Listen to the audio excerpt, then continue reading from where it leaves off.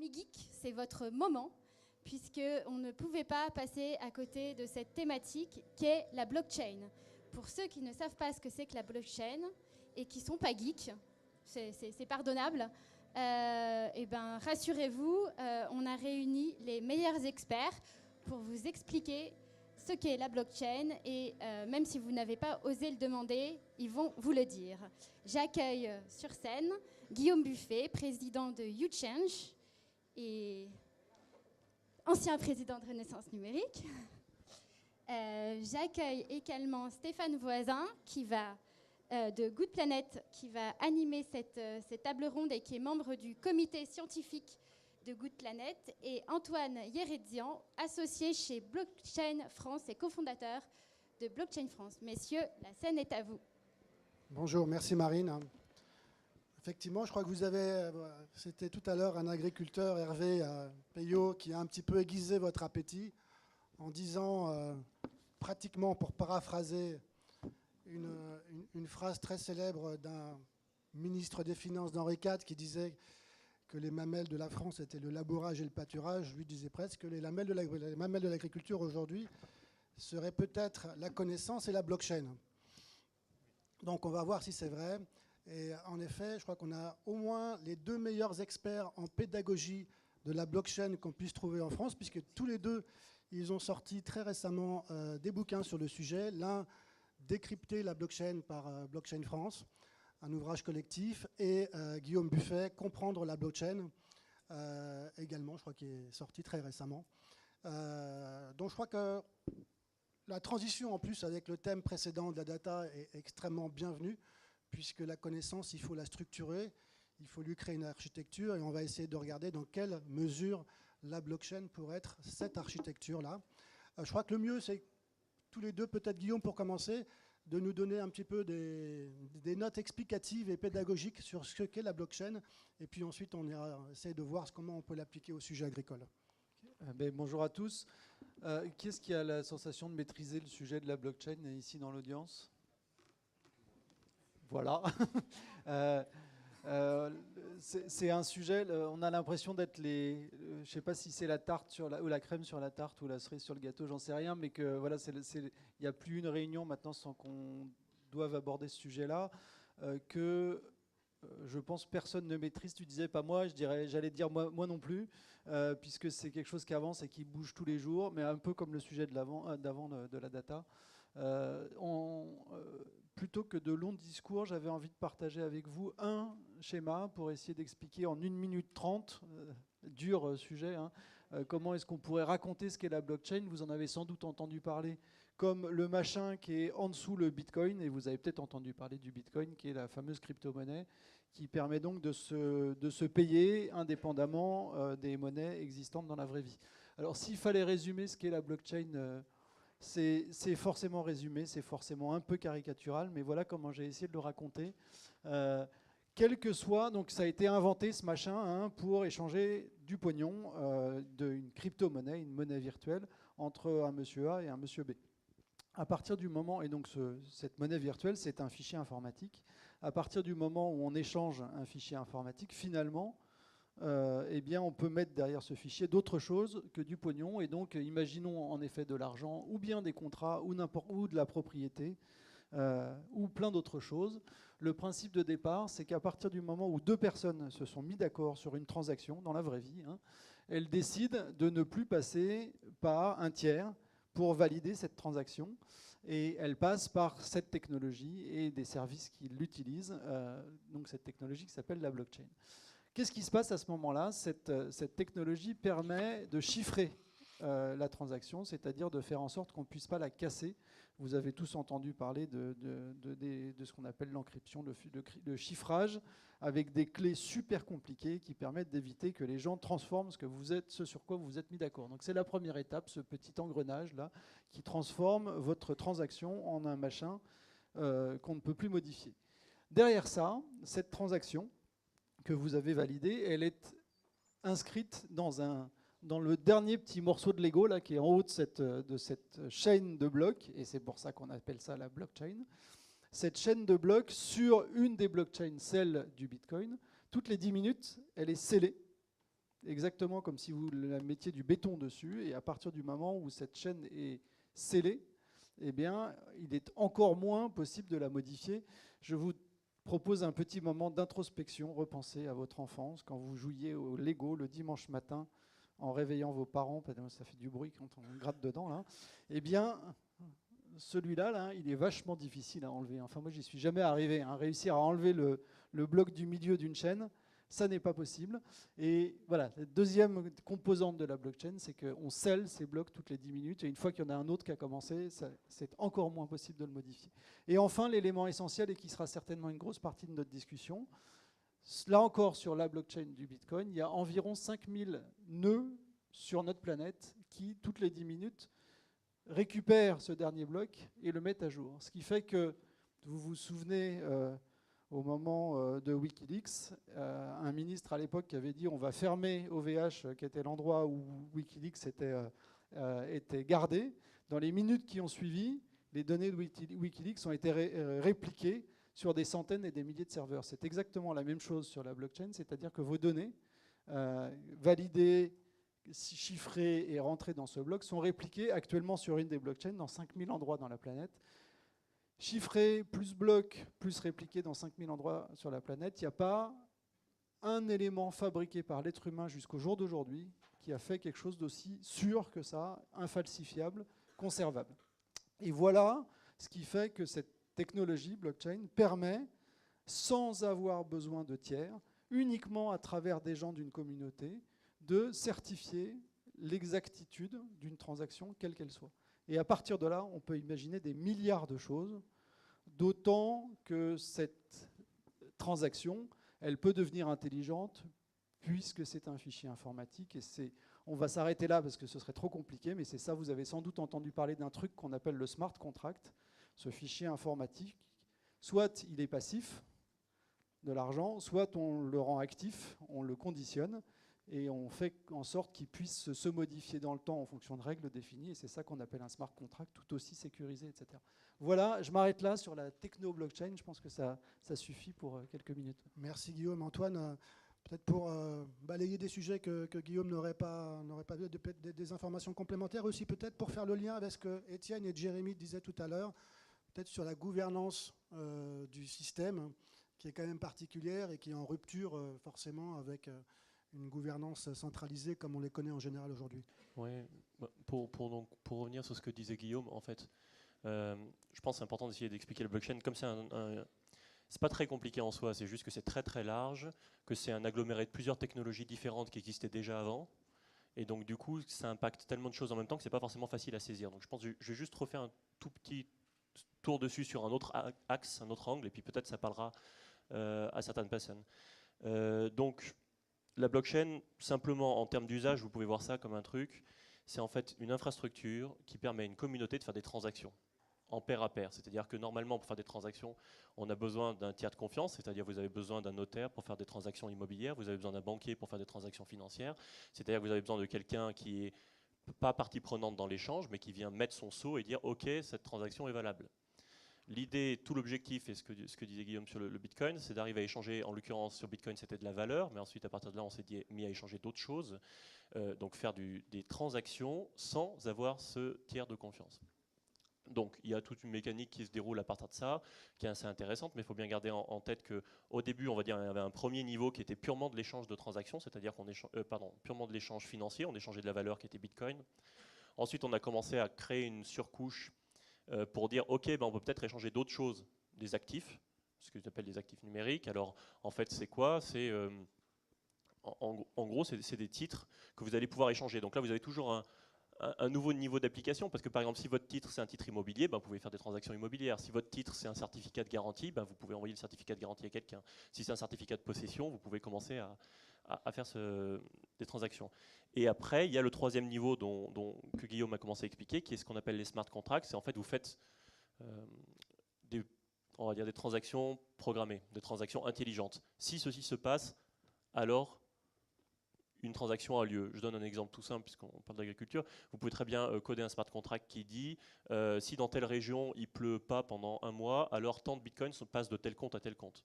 Et puis le déclencheur, ça peut très bien être par exemple le site de Météo France. Vous créez ce qu'on appelle un oracle qui va aller chercher la data dans le site de Météo France. Ça, c'est super facile à coder. Et donc du coup, vous voyez tout de suite qu'il y a un certain nombre d'applications grâce à ce registre des smart contracts avec beaucoup d'applications possibles dans le domaine de l'assurance. Du coup, ce qui est intéressant, c'est qu'effectivement, alors la gouvernance, puisque c'était ça ta question, d'un truc comme ça, c'est compliqué à dire.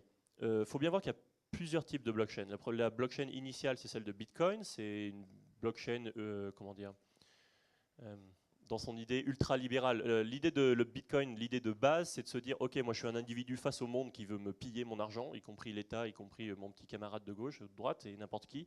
Donc comment je fais des transactions avec cette personne que je ne connais pas et à qui je ne fais pas confiance. Donc ils ont créé le réseau Bitcoin. Ça, c'est une première blockchain. Puis après, à partir de ça, il y a d'autres gens qui ont créé d'autres types de blockchain avec plus ou moins d'autres possibilités. La gouvernance de Bitcoin, effectivement, est super compliquée parce que qu'est-ce qui se passe? Ben, c'est quand la majorité est d'accord pour dire que la blockchain Bitcoin fonctionne comme ça, alors on bascule sur tel logiciel. Par exemple, typiquement, il y a des gens qui proposent une mise à jour du logiciel Bitcoin. Si vous l'acceptez cette mise à jour, vous installez la mise à jour du logiciel et de facto, vous avez voté en fait pour une mise à jour du protocole. Ça, c'est pour Bitcoin. Sur d'autres blockchains, par exemple, en ce moment, il y a les banques qui cherchent évidemment à ne pas faire un truc public, majoritaire, etc. On se dit que ça serait bien de faire un truc entre nous, en consortium. Donc la conséquence, c'est qu'eux, ils ont des méthodes de gouvernance qui sont différentes. Voilà. Donc le sujet de la gouvernance dépend aussi de la blockchain. Exactement comme sur le monde de l'Internet, vous avez de l'Internet public et des intranets privés. De la même façon, dans l'environnement de la blockchain, il y a des blockchains qui sont publiques et gérées par des communautés, celle de la blockchain Bitcoin ou d'un autre ensemble que vous avez peut-être entendu, dont vous avez peut-être entendu parler, par exemple, qui s'appelle Ethereum. Donc, ils sont gérés par des collectivités, des espèces de coopératives, en quelque sorte. Et c'est là où ça devient très intéressant en termes de gouvernance, puisque en discutant, en préparant cet échange, on s'est rendu compte que finalement, les racines du monde agricole ne sont pas très éloignées des racines de ce qui ont créé la blockchain, parce que, alors moi je ne viens pas du tout du monde agricole, mais j'ai toujours eu la sensation que les agriculteurs se sont toujours organisés de pair à pair, sans tiers central, avec d'autres valeurs que uniquement la notion de profit, et que le ciment de cette communauté des agriculteurs vient sur ce partage de valeurs. Et que l'émergence de tiers a modifié en profondeur les règles de ces organisations. Et donc ce que je ressens, mais c'est de la vraie prospective, hein, c'est un ressenti personnel, c'est qu'il y a une vraie convergence qui peut s'opérer entre ces technologies blockchain et cette culture agricole pour... alors moi je ne suis pas du tout un révolutionnaire, je ne pense pas qu'on va péter toutes les organisations au monde, mais permettre de retrouver cet esprit coopératif dans certains métiers, en fluidifiant, en simplifiant énormément la façon dont les agriculteurs vont réapprendre à travailler ensemble grâce aux technologies numériques. Je suis assez d'accord sur cette histoire de communauté, parce qu'en fait, la blockchain, c'est un outil qui permet donc de faire travailler une communauté à ce que les gens s'échangent, fassent fonctionner des transactions, même s'ils ne se voient pas en physique, même s'ils ne sont pas les uns à côté des autres. Donc effectivement, on peut imaginer beaucoup d'applications. Il y en a un certain nombre qui commencent à émerger dans le très prospective, hein, dans le thème blockchain et agriculture. La plupart du temps, ça tourne effectivement à l'idée de transaction. Il y a un truc qui s'appelle de mémoire Smart Farm, mais je ne saurais plus faire. C'est avec l'idée de, on va faciliter par exemple tout ce qui est crowdfunding, faciliter tout ce qui est, lorsqu'il y a un bénévole qui vient donner un coup de main à la ferme, et ben, il reçoit des jetons validés sur une blockchain, vachement plus facile à faire circuler, qui correspondra à une certaine quantité, je ne sais pas moi, de légumes, etc. Donc ça, c'est des choses qui sont tout à fait imaginables. Vous pouvez tout de suite installer un réseau avec, et surtout un réseau qui, par sa transparence, par sa structure et son multilatéralisme dès le début, correspond en fait à l'idée de communauté, correspond à une communauté ouverte où vous pouvez facilement faire rentrer et sortir des acteurs. Et ça, c'est extrêmement pratique. Et surtout, vous n'avez pas un mec qui vient mettre son nez dedans pour capturer ce dont on parlait tout à l'heure, hein, capturer la data sans contrepartie. Ça, c'est assez intéressant. Alors de la data ou de la valeur, et je trouve que c'est un des sujets passionnants autour de la blockchain, c'est-à-dire que j'ai l'impression, moi j'ai 48 ans, d'avoir vécu dans un monde où une énorme partie de la valeur, économique ou pas que économique, hein, était captée par quelques-uns et de façon extrêmement peu limpide. ce que je ressens à travers l'arrivée de ces nouvelles technologies, c'est l'obligation de rendre beaucoup plus limpide cette notion de partage de valeur. Et c'est exactement ce que permet la blockchain, ou ce qu'impose, je dirais, la blockchain, c'est-à-dire qu'aujourd'hui, vous savez, pendant très longtemps, on a eu peur en France qu'arrive la class action pour permettre à des communautés d'utilisateurs ou de consommateurs ou de gens avec moins de pouvoir de porter plainte contre des puissants. Ce que je ressens avec la blockchain, c'est que ce n'est pas de la class action qu'il faut avoir peur, c'est des communautés d'utilisateurs qui vont pouvoir se fédérer pour fabriquer un service équivalent sans avoir besoin du tiers historique. Ça n'est pas une révolution par principe, c'est juste que ça va rendre obligatoire pour le tiers historique de rendre limpide son modèle économique, sa valeur ajoutée, et à partir de ce moment-là, ça justifiera ou non son rôle de tiers. On vit, et je vous disais, j'ai 48 ans, on vit avec des champions économiques qui sont finalement intermédiaires. On nous fait croire depuis un moment que le monde est désintermédié par des grands acteurs américains. Ça n'est pas vrai, c'est juste un intermédiaire de plus dans la chaîne. Ce que je crois, c'est que la blockchain est un moyen de réinventer l'intermédiation, sans forcément gommer les existants, mais en obligeant ces existants à rendre limpide leur modèle et en donnant d'autres valeurs, avec un S à valeur à la fin, à ce que fait par exemple le monde agricole. Je ne crois pas que l'obsession des agriculteurs soit de faire fortune, c'est de trouver un équilibre de vie dans lequel la composante économique est évidemment essentielle. Et j'ose espérer que la blockchain va permettre de faire émerger ça. Alors, si on fait un point rapide, alors on répond d'une part aux enjeux que mentionnait Étienne tout à l'heure, en fait, de stabiliser un peu les contrats et les écrire. Et on répond aussi aux enjeux que mentionnait Jérémy, d'une valeur coopérative, en tout cas d'un monde agricole qui portait des valeurs coopératives particulières. Et comme disait Victor Hugo, quand le fond rejoint la forme, c'est plus ou moins l'osmose. Il y a deux sujets aujourd'hui. Il y a un sujet agriculture, il y a un sujet alimentation. Dans le sujet agriculture, si on essaye d'un petit peu durable et de penser aux enjeux du Sud, il y a évidemment des enjeux d'accès au financement pour les agriculteurs du Sud, de problématiques climatiques. Tu as parlé tout à l'heure des contrats d'assurance. On peut par exemple sur l'assurance paramétrique, je ne sais pas si vous êtes tous à peu près à l'aise sur ce qu'est une assurance paramétrique, mais c'est une assurance indicielle qui permet d'aider les agriculteurs sur le terrain à compenser les effets néfastes des changements climatiques par un contrat automatique, en fait, et de compenser en fait la perte d'une récolte pour financer des nouvelles semences. Il y a aussi un enjeu cadastre énorme, notamment dans les pays du Sud sur lesquels il n'y a pas de cadastre, comme asseoir le foncier comme collatéral de la finance. Sur la partie alimentaire, il y a évidemment des enjeux de labellisation, de certification qui nous paraissent aussi assez importants. Est-ce que vous voyez se profiler un certain nombre d'applications dans ces domaines et peut-être essayer de mettre un twist à la durabilité que pourra apporter la blockchain sur ces sujets-là? Alors, moi, j'avais fait un autre petit dessin, j'aime bien les petits dessins, mais avec je ne sais pas s'il est possible de le voir, avec un certain nombre de modes ou de possibles exploitations de la blockchain dans le monde de l'agriculture.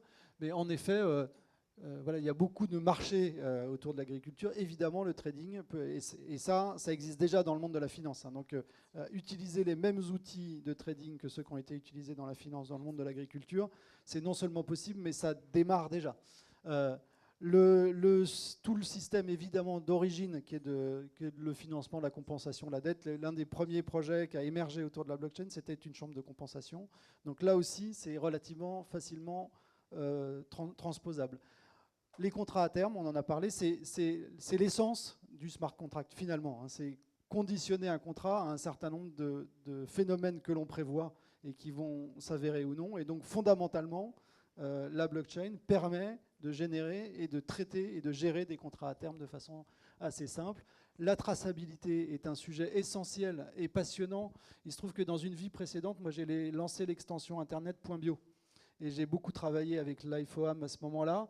Et il y a 2 ans, on se disait c'est absolument indispensable de pouvoir mettre en place des systèmes internationaux sur la traçabilité de l'agriculture biologique accessible au consommateur final pour rendre plus compréhensible ce qu'il en est de la bio. Eh bien, technologiquement, on ne savait pas comment faire. 2 ans après, on se dit il y a des vraies pistes extrêmement intéressantes. Et puis enfin, certains réfléchissent même à des systèmes de gestion des litiges, de l'arbitrage, etc., avec là aussi de l'automatisation d'une grosse partie des sujets à gérer avant de les rebasculer dans la vraie vie. Donc des territoires d'expérimentation, des POC comme on dit, parce que la blockchain, on veut beaucoup essayer de faire des petits tests pour essayer rapidement quelque chose et puis avoir un retour d'expérience, se rendre compte ce qui marche pas, etc. Il y en a une quantité quasiment infinie, mais avec des choses assez simples qui existent déjà à transposer dans un monde blockchain assez rapidement. Antoine, qu'est-ce que tu vois de ton côté? Oui, bah, effectivement, on retrouve ces choses-là. Il y a quelque chose d'important dans ce qu'a dit Guillaume, c'est aussi le fait qu'on est effectivement dans l'expérimentation. Ça, je voudrais juste revenir dessus parce que là, on a peut-être l'impression que ça y est, la blockchain va sauver vos vies, résoudre tous les problèmes de l'humanité dans les 24 heures. En réalité, c'est un truc qui est encore au stade expérimental. Il y a un truc, le Bitcoin tourne, il tourne depuis 7 ans et permet aujourd'hui de faire des transactions, ça marche. Il y a un certain nombre de trucs, de couches qui ont été ajoutées qui fonctionnent également. Je vous disais, les smart contracts assurantiels façon indicielle, là vous pouvez effectivement les coder, ça marche parce que c'est très simple. Mais dès que vous rentrez dans des choses compliquées, ça devient tout de suite beaucoup plus loin. Donc aujourd'hui, effectivement, il y a énormément de choses qui se développent sur la traçabilité, mais d'abord parce que la blockchain, naturellement, parce qu'elle est multilatérale, parce qu'on a l'historique des opérations qui ont été déroulées sur le réseau, et elle a naturellement une facilité à installer la traçabilité, et également parce que c'est un des principaux problèmes aujourd'hui de l'industrie, et pas juste là en l'occurrence de l'industrie. On bosse avec des constructeurs automobiles par exemple, ils ne savent pas où sont leurs bagnoles. La traçabilité, c'est un problème qui est global. Sur le problème de Antoine, traçabilité, je suis vous avez désolée. ouais. Je vais être obligée de vous demander de conclure parce que là, on va prendre trop de retard et on a encore des sujets importants et intéressants. Je pense que On si on termine, pouvait- Marine, ouais. Juste Voilà. un point sur la traçabilité, je vous conseille le livre blanc d'une startup qui s'appelle Provenance, qui vise justement à régler ces problèmes-là, même s'il se heurte à des problèmes importants. Parce que vous avez effectivement, c'est un algo qui permet de faire de la traçabilité, etc. Le problème, c'est toujours le même, qui c'est qui rentre les données? Parce qu'une fois que la donnée elle est fiable, la donnée, une fois qu'elle est dedans, elle ne sera pas corrompue, elle reste. La question, bien sûr, est de savoir comment est-ce qu'on rentre les données, est-ce qu'elles seront bonnes, est-ce qu'elles ne sont pas bonnes. Provenance, et est-ce qu'il y avait autre chose que je voulais vous citer? Effectivement, toutes les histoires de cadastre, vous pouvez regarder par exemple Bitland au Ghana, qui fait des trucs très intéressants. Voilà. Mais c'est super parce qu'on va passer à une perspective internationale. Donc vous me facilitez la transition. Merci beaucoup.